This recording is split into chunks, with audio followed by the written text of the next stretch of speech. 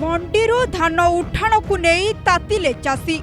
जिलापालଙ୍କ कार्यालय आगरे गर्जिले धान शीघ्र उठाओ दाबी करी धारणा देले। वर्षा दिन आसुथिबारु मंडीरू धान न उठिबाकु नहीं चाषी मानक मध्यरे असंतोष वृद्धि पाइछि। एने नुआपड़ा जिलार चाषी माने एकाठी होई जिला जोगाण विभाग एवं जिलापालଙ୍କ कार्यालय को धसई पसी धारणा दैछंती। तुरंत मंडीरू धान उठाइबा सहित जिला प्रशासन एथिप्रति दृष्टि देई कार्यानुष्ठान नेबाकू दाबी करथिले। 3 दिन मध्यरे धान मंडीरू उठिबो बोली जिलापाल मधुसूदन दास प्रतिश्रुति देला परे चाषी धारणारू ओहरिथिले। देखंतु ई वर्ष जेन प्रकार मंडी अव्यवस्था होचे 20 दिन विलंब रे आरंभ हला आ वर्तमान वर्षा आसीगला पर भयावह सृष्टि हला ना। प्रत्येक मंडी रे हजार हजार क्विंटाल धान पड़ी रहिचे आ पानी भी भिजी करी गजा हवा को लागिचे। ई परिस्थिति रे आमे दीर्घ दिन दाबी करी आसछु तमे जेते बेले सरकार तम प्रशासन तम मंडी के ठीक से सुरक्षित चले नै पारबार तो चाषी धान के ओजन कर दिकरी आस्कान कर दिकरी पर्ची दे दियो आओ तमे जेते दिन लागू 6 दिन 8 दिन मासे लागू तमे उठौतो। ई दाबीटा हमर अच्छे आगर भी अच्छे तो प्रशासन के आमे आज भेटी दिलु। चाषी माने हमर साराबंग टैक्स रो विभिन्न मंडी चाषी माने आइस्तिले सेने 30,000 क्विंटाल पाखापाखि धान पड़ी रही तो से धान की तुरंत उठाबे। संगे संगे बेलटुकरी जे प्रकार 25,000 क्विंटाल काली में जाइली बेलटुकरी आपनकर बुढ़ीपाली भालेश्वर आपन बिसुरा एआडे भेला जड़ामुंडा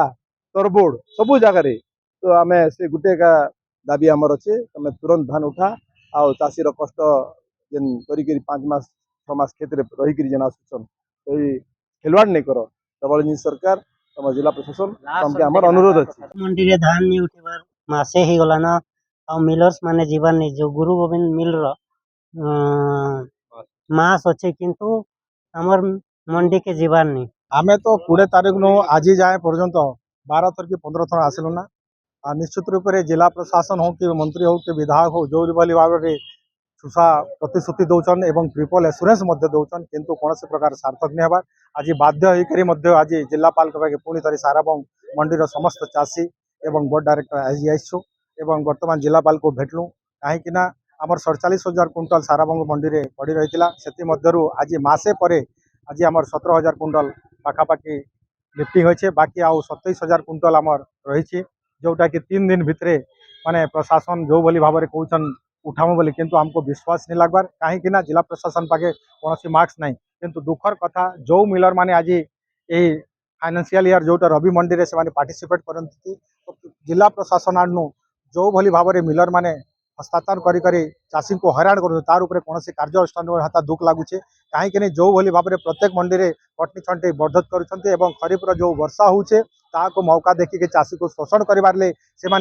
प्राय लगी बसी आज नुआपड़ार जो मिलर माने अच्छन से भलिया चाह बसी तेणुक आम जिला प्रशासन को क्षोभ प्रकाश करूँ तार उपरे यथाशीघ्र माने कार्यानुष्ठान ग्रहण करा जाऊ।